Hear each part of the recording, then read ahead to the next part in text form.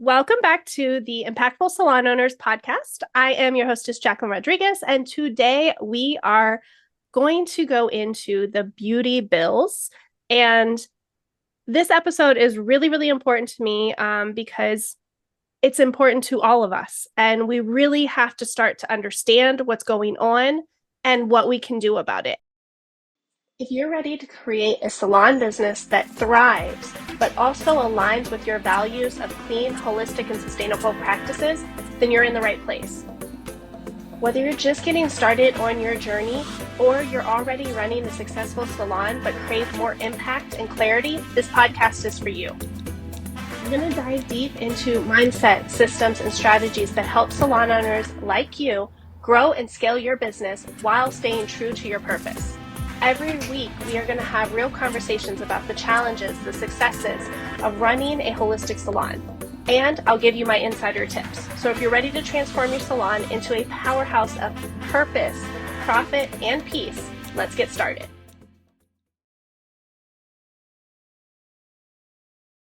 And I have a very special guest with me today, Hannah from Salon Environment and the Green Beauty community, and so many other amazing things. And we are going to break down what do they actually mean, why they're important to you, and how we can start to make a change. So, Hannah, welcome.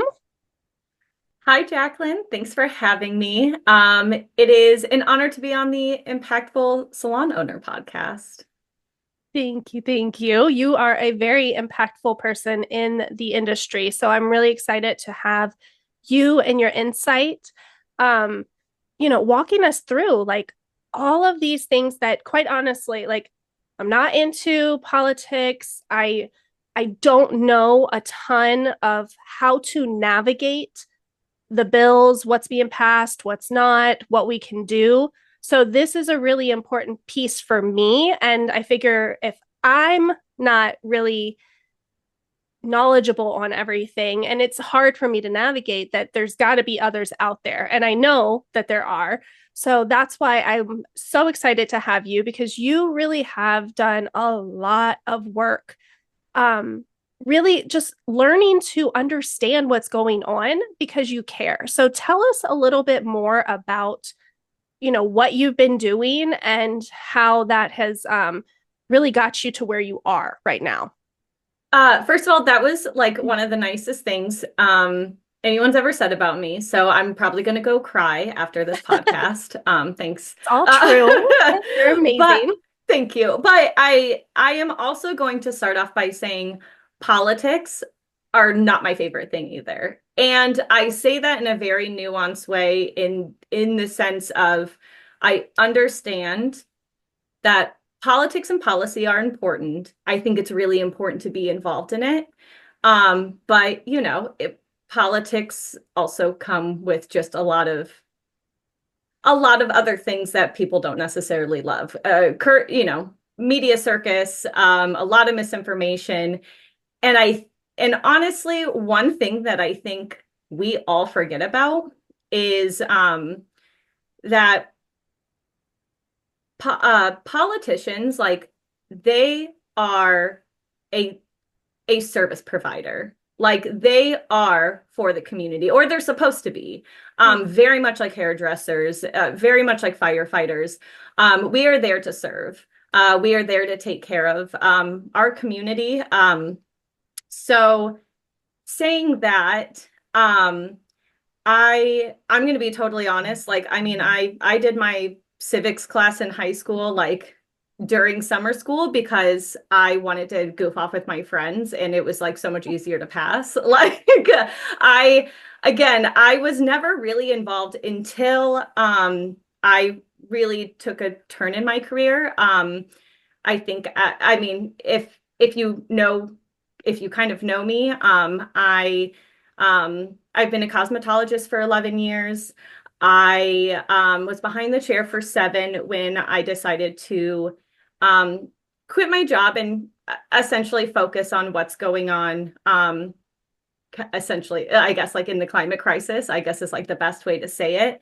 I didn't feel right kind of just sitting back and watching especially natural disasters and people I love getting hurt, people that other people love getting hurt, being displaced, being uncomfortable. And I really felt like I just wanted to make a bigger impact besides the salon, which I loved with all of my heart. And I think beauty professionals really are the greatest people ever.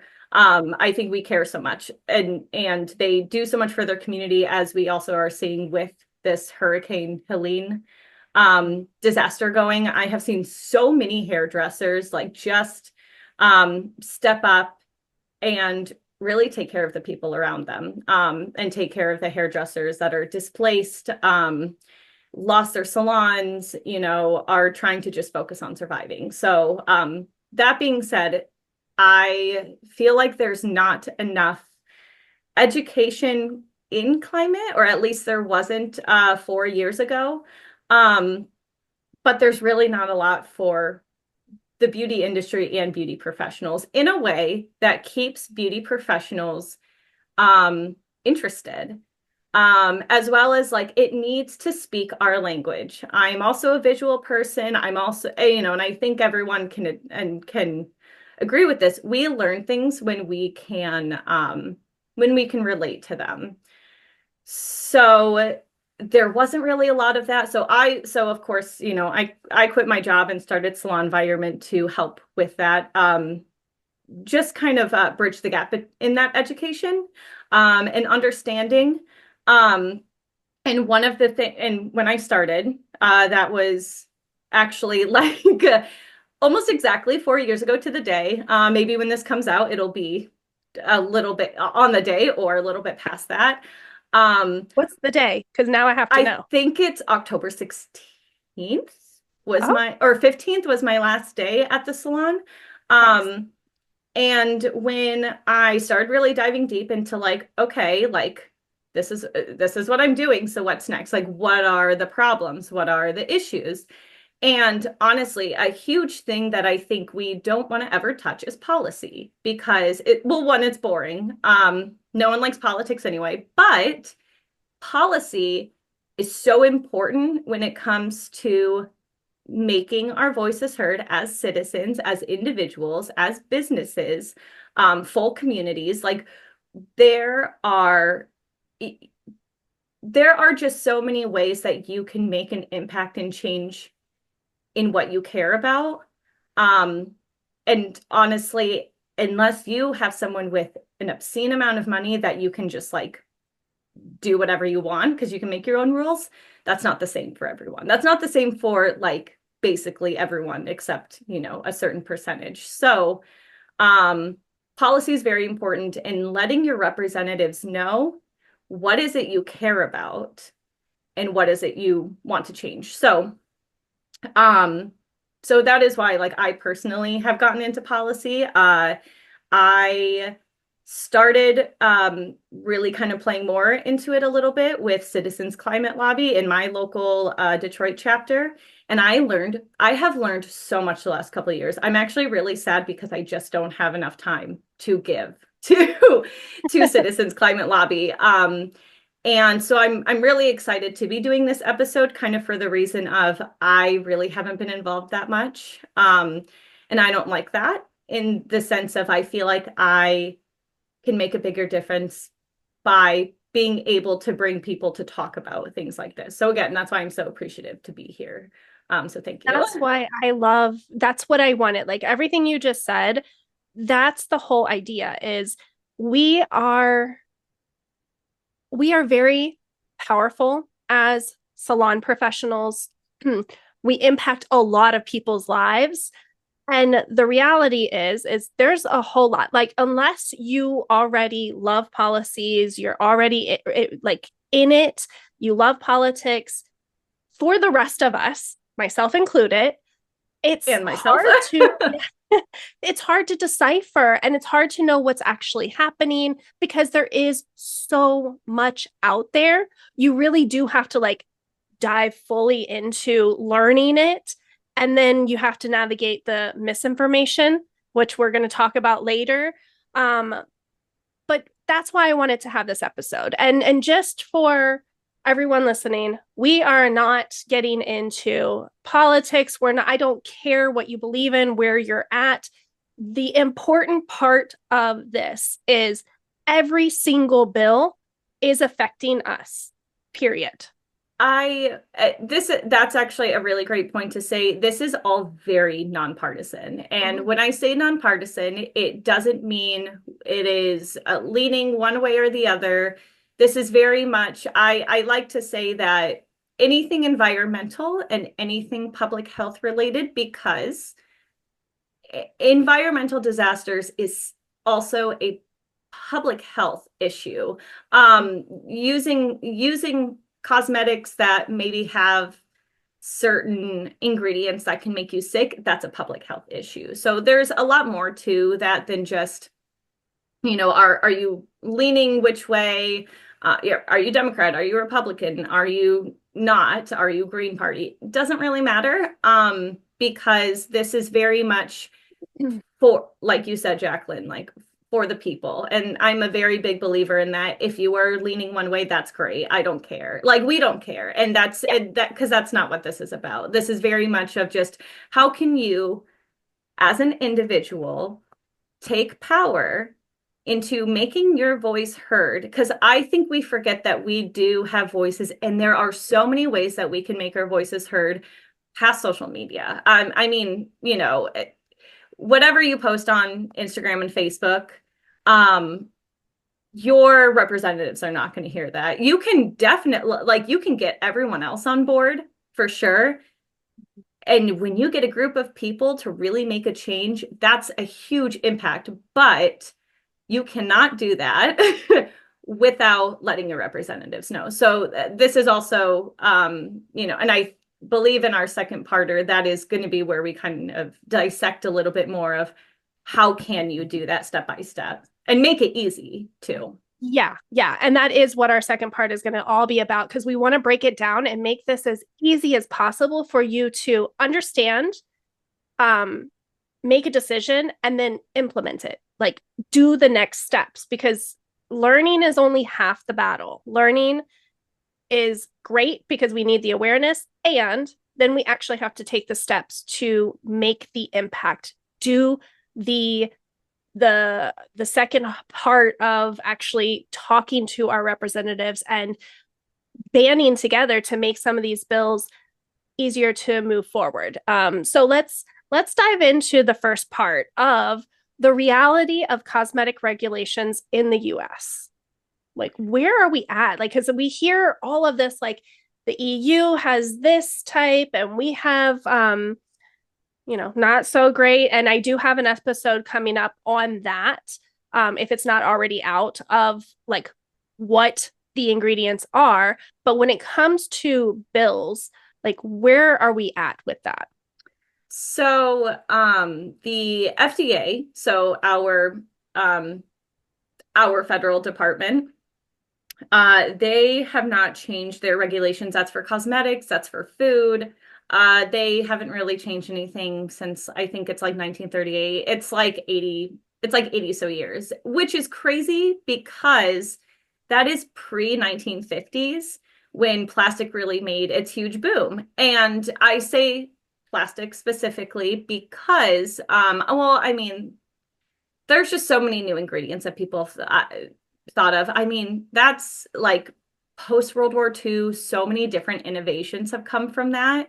That's kind of usually what happens after, we sort of band together to for the greater good. There's usually so much that kind of comes out of that, but we amped up our manufacturing, 50s, 60s, we had more, single use like opportunities. Plastic was great because it was lightweight. And just, people are finding, chemists, manufacturers are finding different ingredients where it's like, hey, it's whether it's cheaper or it works better for, a certain product. Preservatives are really great. Like, I mean, and there's a whole thing through like on that, my nuanced take with that, and probably a hot topic obviously, is preservatives are great because with how we have the, just logistics and how we live the world currently, things are on the shelves for, they can be on shelves for 6 years. So we can make things last a lot longer, right? Like things that were so unheard of and that we didn't think about 80 years ago.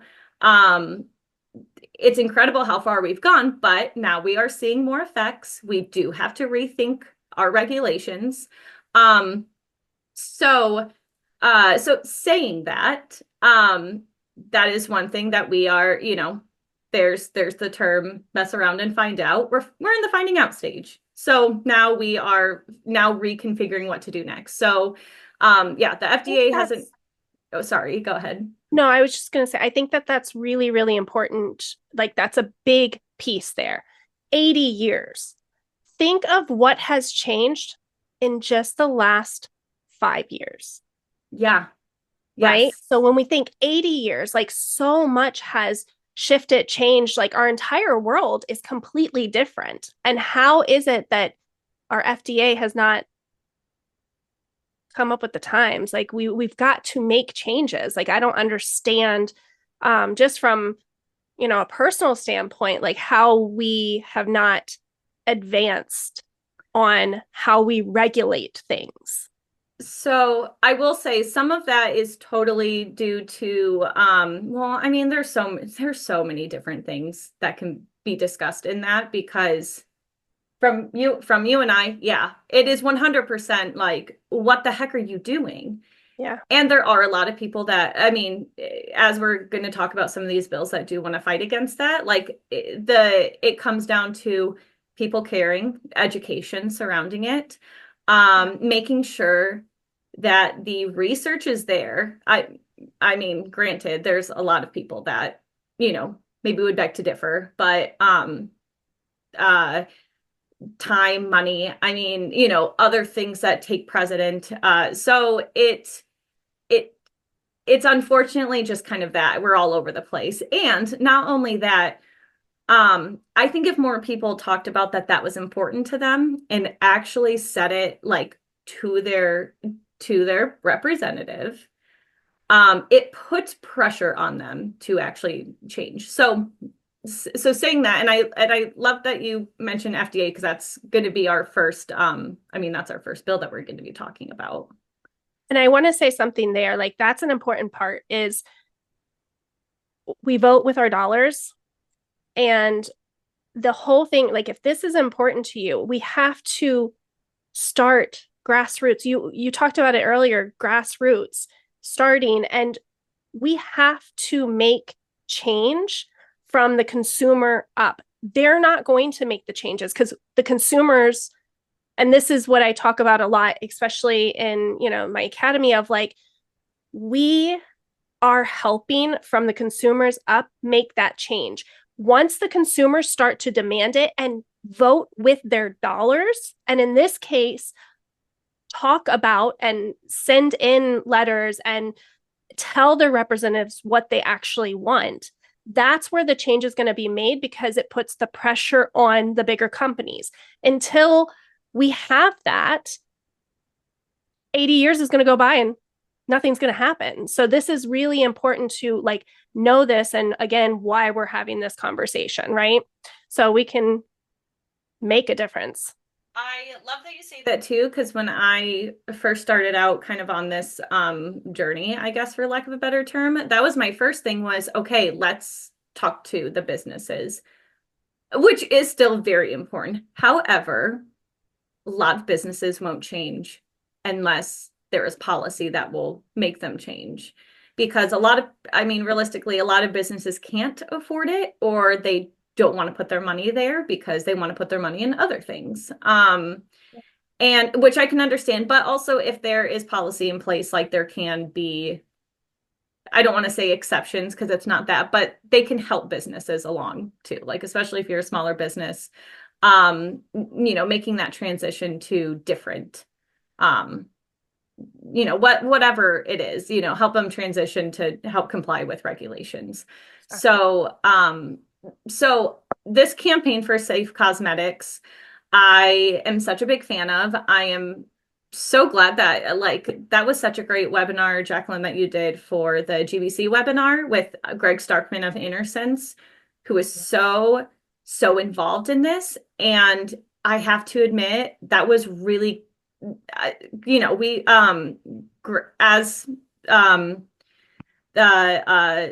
as the COO of Green Beauty Community, I work with Greg pretty closely. For the most part, he loves sending me policy stuff, which I love. But prior to Greg, when I first saw this campaign for Safe Cosmetics, I was so hooked. I think it's I just think it's so great because, again, so many people forget about the beauty industry, which is so weird because it's like such a popular industry.